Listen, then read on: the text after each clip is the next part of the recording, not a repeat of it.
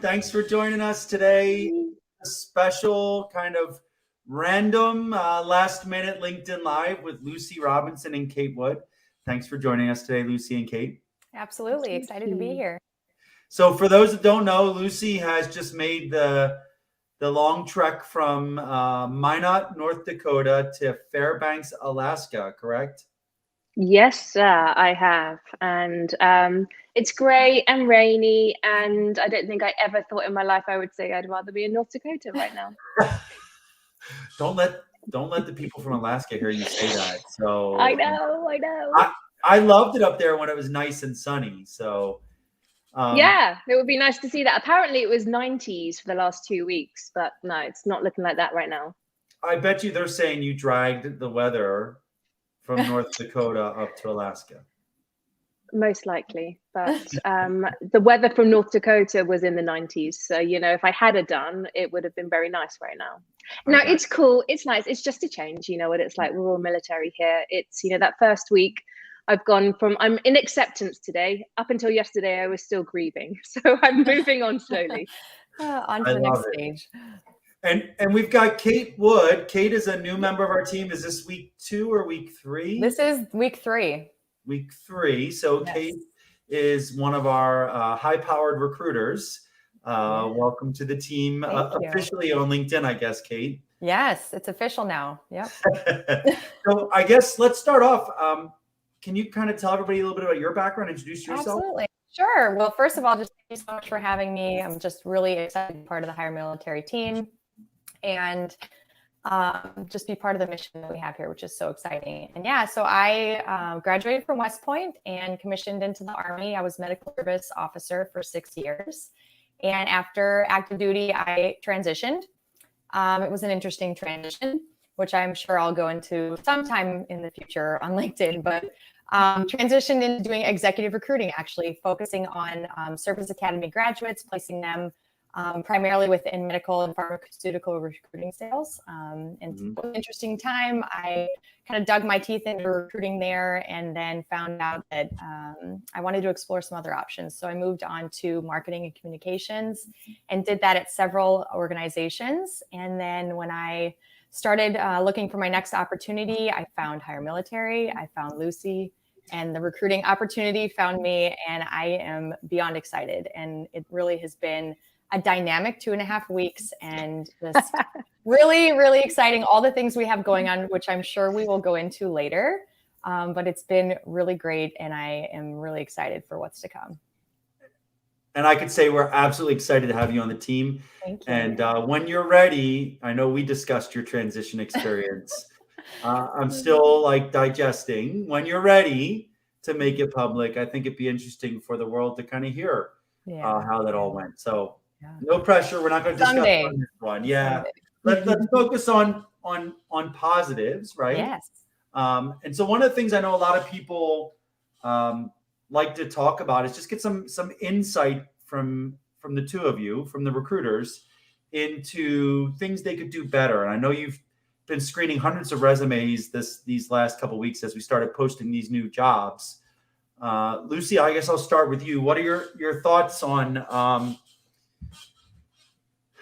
I guess the challenge is you have so much out there about applying if you only have 50% of the qualifications or 75% of the qualifications, or do you apply if you have all the qualifications? And, what are the challenges you're seeing as it comes to that?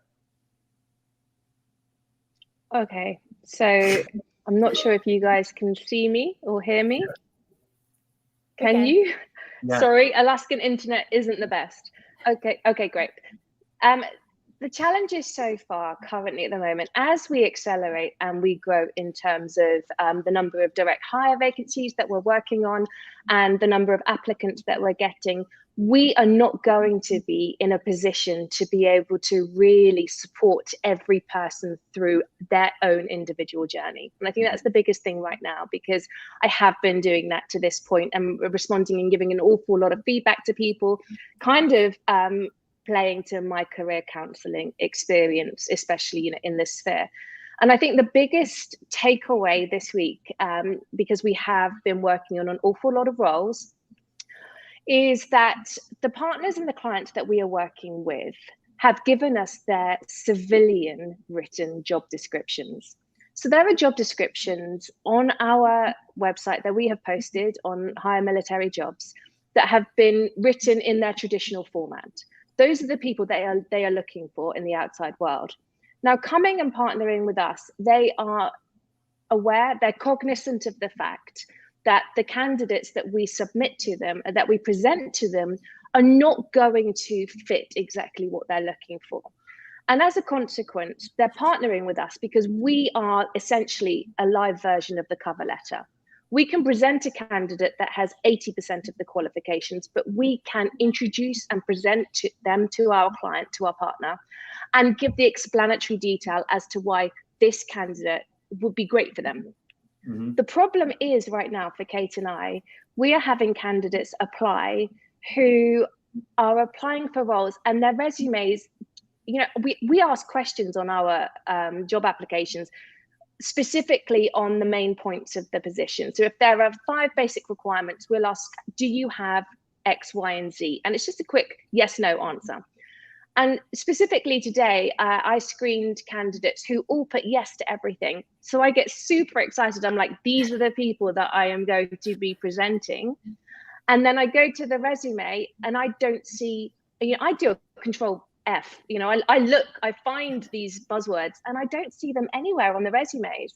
So it's a frustration for me that candidates are not taking a look at the job descriptions, the position descriptions, and really aligning themselves with what the client is looking for. It's an age-old conversation, Mike. We had it 2 months ago. We'll have it probably in 2 years' time.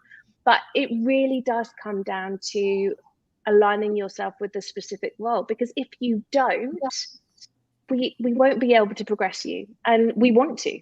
We've had that conversation before. What do you think, Kate?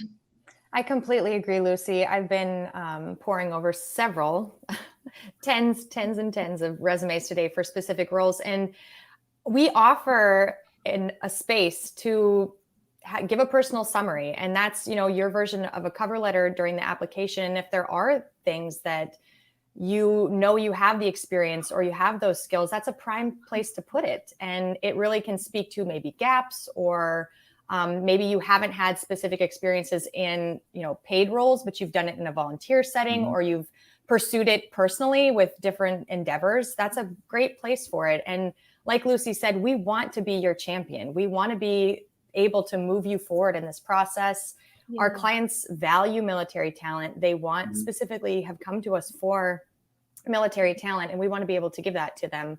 But we have to be able to see it. We have to be able to hear it, whether it's through the resume, through your personal summary, in order to move you forward, even to a screen. So like Lucy said, help us help you.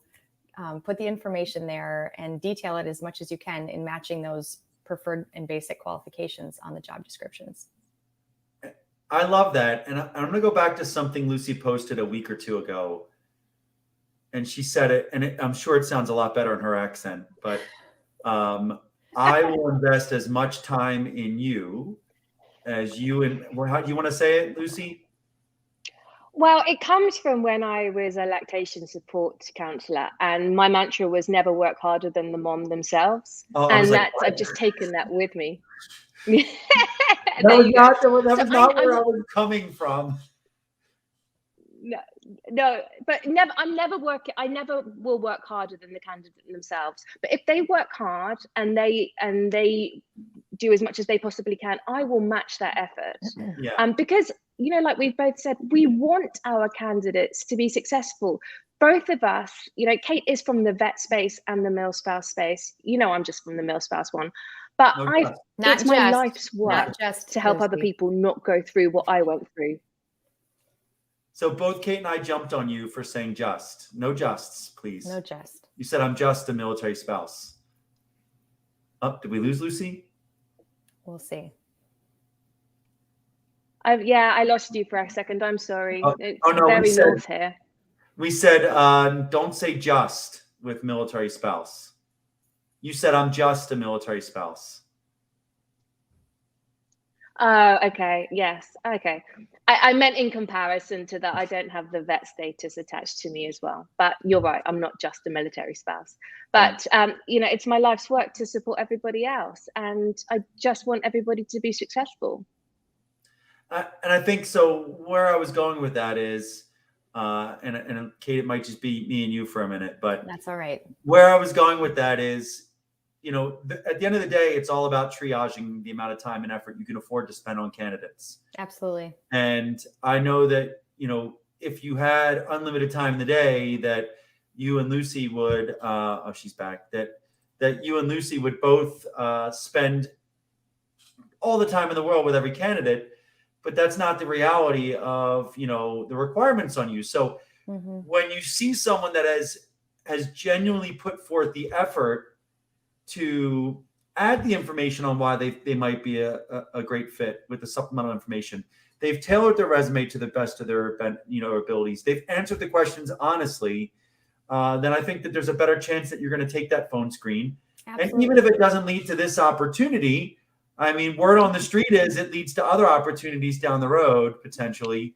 and you know, it just all comes together. So I think there's some bad juju out there where people are like, just say yes to all the questions so a recruiter looks at your resume.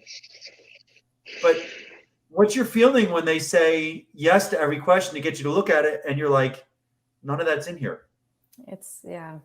It's frustrating. And it's also, you know, there's a degree of trust between recruiters and candidates. Yeah. And when you're, you know, those opportunities that may come in the future, I know both Lucy and I within our system, we will identify people's skills that they have, certifications, things like that by person.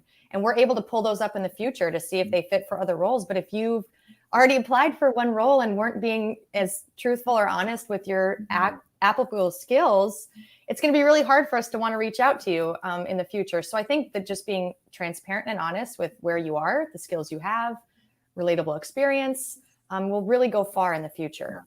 Yeah. It's all based on relationships, I think, Absolutely. In a lot of ways. What are your thoughts, Lucy?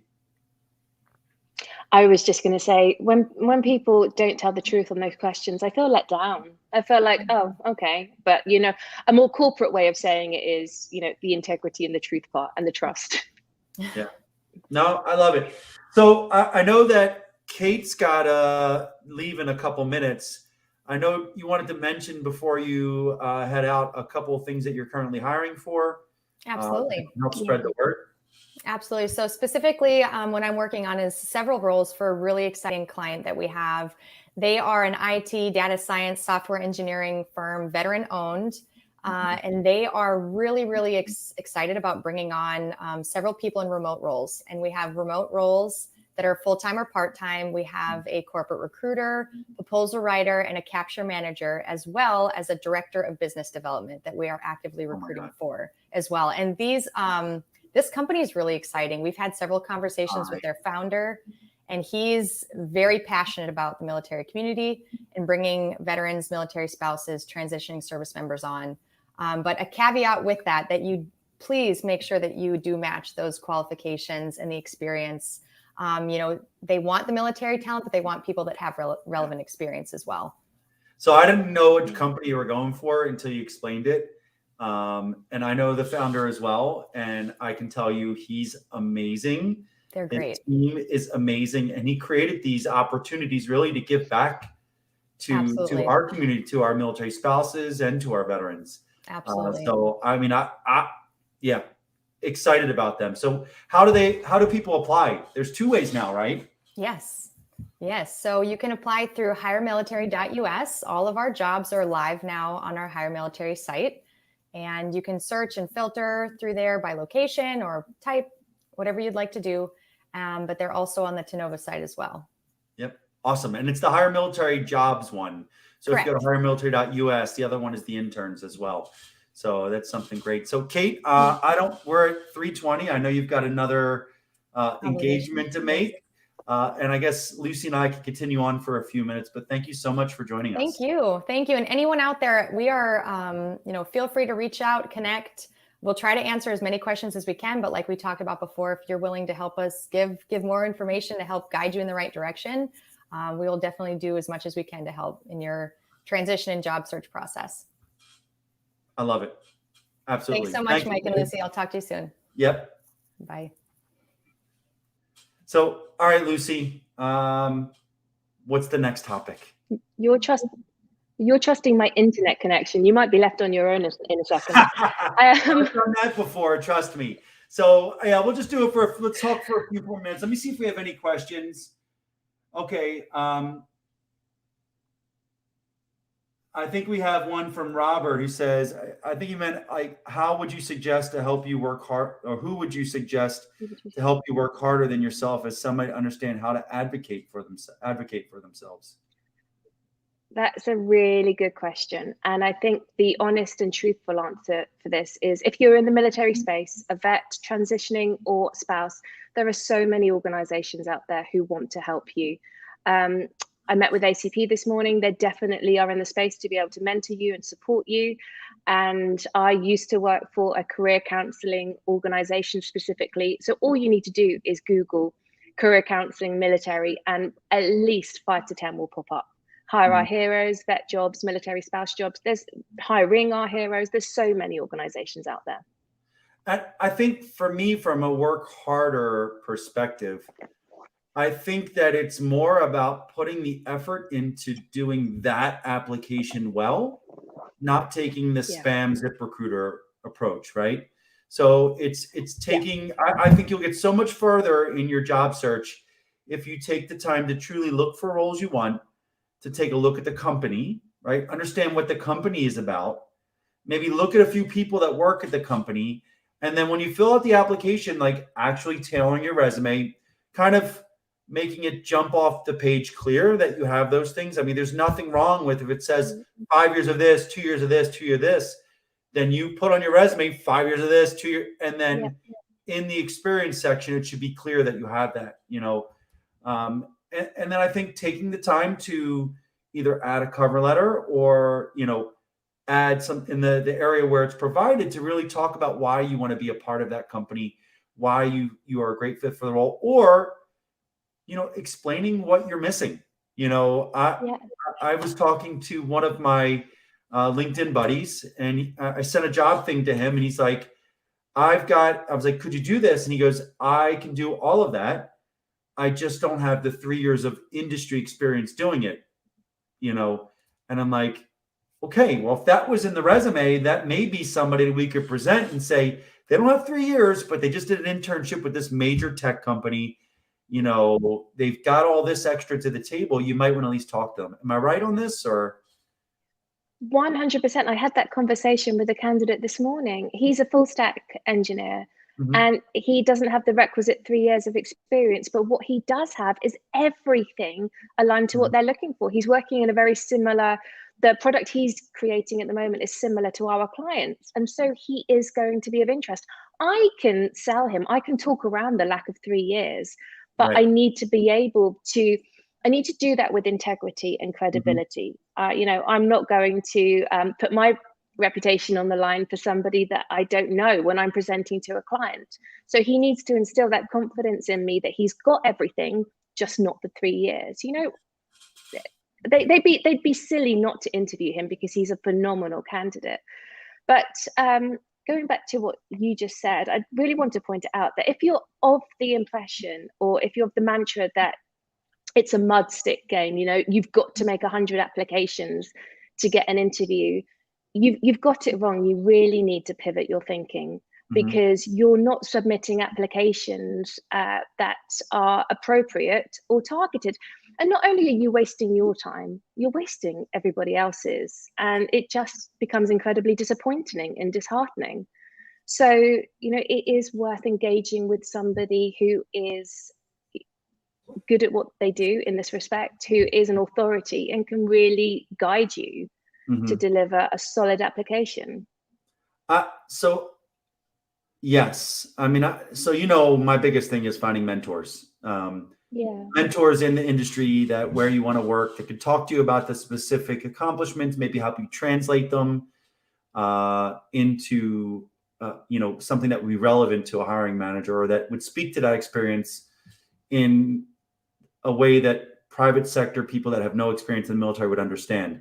I mean, I think that's incredibly important. I guess here's my question, and there's no right answer. There's no right answer, right?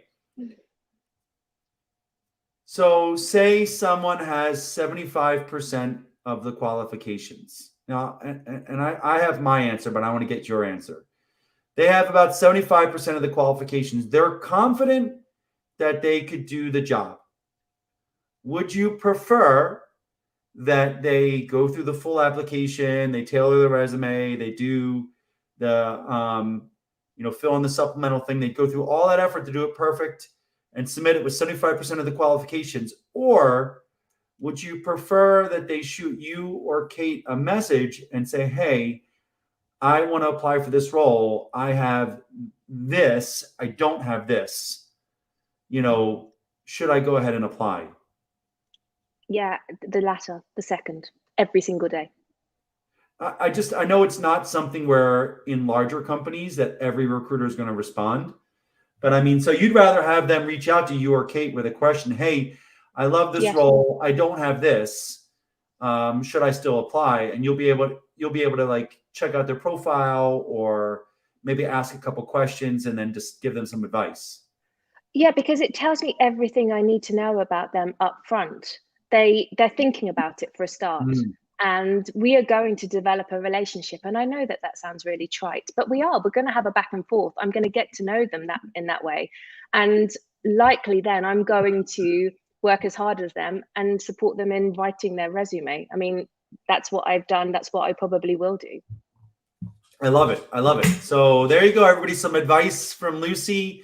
I think the key is if you are confident that you have all the skills, or at least the preferred qualifications, or the required stuff that are requirements for the role, and you have experience doing the job as it's described, then go ahead and tailor the resume, take a little bit of time to explain why you're a great fit for the role. Do it right. And if you're not quite sure, but you want to apply, take the time to reach out to either you or Kate and just ask if you should. And you'll have the client knowledge to know whether those are hard or soft requirements. And also, by doing that, if you're not aware of the competition out there, I am. So if I've had 10 really amazing applications, I'm probably going to say to you, don't waste your time.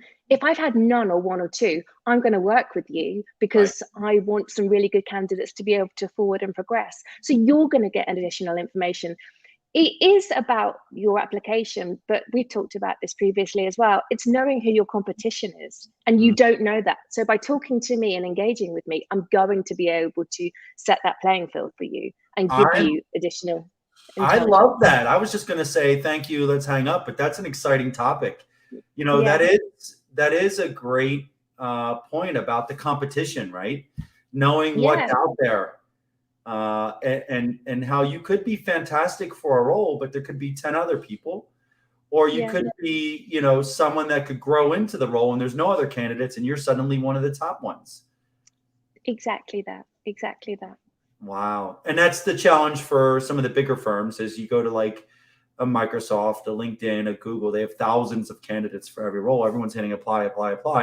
It's harder to stand out. But when you go to some of these companies that are having us that they want to hire spouses, they want to hire veterans, they want transitioning service members, when they say that they specifically want to hire that audience, they tend to be a little more acceptable for a flex on some of the requirements, as long as they're getting a quality candidate that exhibits the general aptitude and the experience that they're looking for that's going to be a culture add to their team. That's exactly it. They're partnering with us because they're looking for something over and above what they can get in the civilian workforce already. They specifically want somebody from our demographic, be it military. So sort of, and I was going to come on to that, but it's a good segue.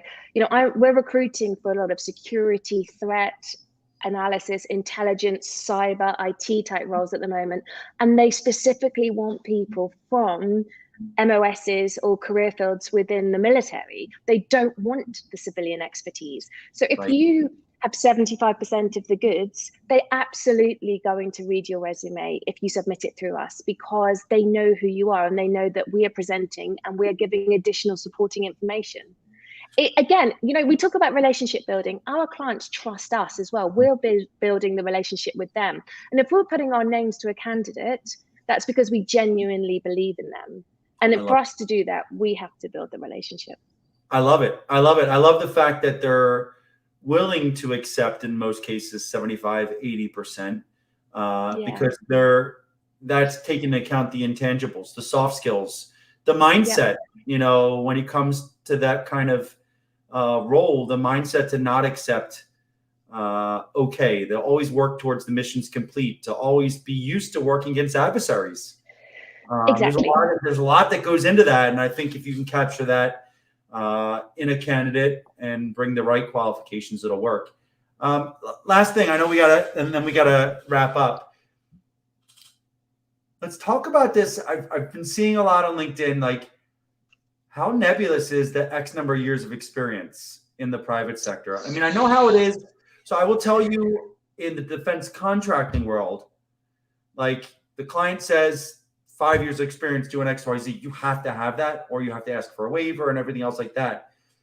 But for the private sector companies, when they come up with these numbers, and I think we've all seen, or we should have all seen that one tweet by the guy that created this like fast API. He was like, I see advertisements for 4+ years of experience on fast APIs. Like, I couldn't apply because I built it 1.5 years ago. You know, we all see those types of things. So how, like, in your experience, how locked in are some of these companies into these years of experience? It really depends. I know. It really depends. But if you have you noticed 7 is often a very common number, 7 years of experience. But if you think about this, and I'm not going to go into this conversation, but think of anybody who has 7 years of experience is going to be of a specific age. So rather than place themselves in an age discrimination dispute by putting 7 years, you know, they can ask for somebody of a particular age, because nobody who's straight out of college is going to have 7 years. Actually, fun fact, it's illegal to advertise number of years experience in the UK on job descriptions because of age discrimination. Wow. Yeah, that's interesting. It's very different here. But no, they're not locked in. They're not. If you've got a great experience and you've been working on something absolutely identical and you've got 18 months, not 3 years, you absolutely will be at least reviewed, probably screened, likely interviewed.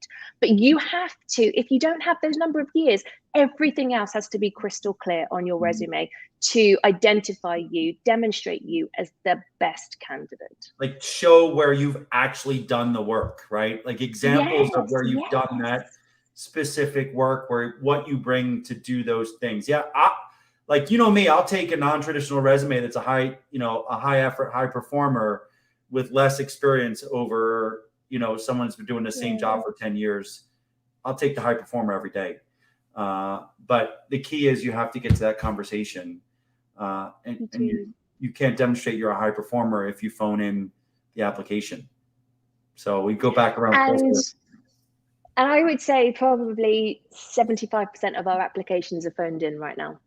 It's really disappointing. And so I wanted to get on here today with you to say, hey, you know, go back to our previous posts, mine, yours on LinkedIn, look and see how to tailor or target your resume. And please take, you know, that advice, because we really want you to. What's another way to frame experience other than X years? By topic, project, job title. Oh, good question. I was gonna like close this out, and then Jeremy comes in the last minute with a question. Yeah. So this takes us to a whole nother topic, which we'll have to do another time. I know this is a long topic, but this goes into the different resume formats. Do you go with a functional resume? Do you go a hybrid resume? Do you go to, a reverse chronological resume? I mean, at the end of the day, if they're asking for experience and you can't find a way to frame it, then, you really got to make it jump off the page that you've done that work, right? Yeah, so this is what you need to do. You need to look at the job description. There's a formula. This is very quick. This will take me 10 seconds. You go to the basic qualifications. You make sure all of those are literally cut and paste, but in your words, not in your words, in your tone of voice on your resume. Then you go to the desirables. You make sure you've captured as many of those on your resume. Then you go to the roles and responsibilities, and you weave their words through your resume as much as you possibly can. And that is targeting. So, if you only have 3 years and not the 10 years, you at least have got everything that they're looking for apart from that. I love it. There you go. Great advice. And there's websites, I think I used jobscan.co. That'll do it 5 times a month for you for free, where you can copy and paste the job description on one side, your resume on the other, and it'll tell you the percentage match, and it'll tell you what keywords you need to add. I mean, I think I just want people to understand that you don't just add words. The tailor also has to be tailored towards the accomplishments as well. At least if you go to the effort and you get the majority of the keywords, you get the majority of the, the key accomplishments in there, and show that you have experience doing the work. I think that's enough, at least to get a phone screen, and hopefully pushed forward as a candidate, right? Totally right. I mean, the people that I phone screened today and tomorrow don't have all of the requisite experience. They don't. But I see something in there that I'm interested in, enough to make me want to have a conversation with them. Great. Awesome. That's all it takes. So Lucy, good luck with the weather up there. Thanks. Maybe we'll schedule a trip up in the winter. June, December. I would prefer like June, maybe May. Okay. But I've been warned that I may get requested to come up there to some military units and speak in the winter. And I think there's a little bit of evilness in the, there's $1 million, evil genius to that, making me come up there. But they say it's amazing, and they say it's incredibly beautiful. Exactly. The lights, you get to plug your cars in so they don't freeze, all those kind of things. It's fun.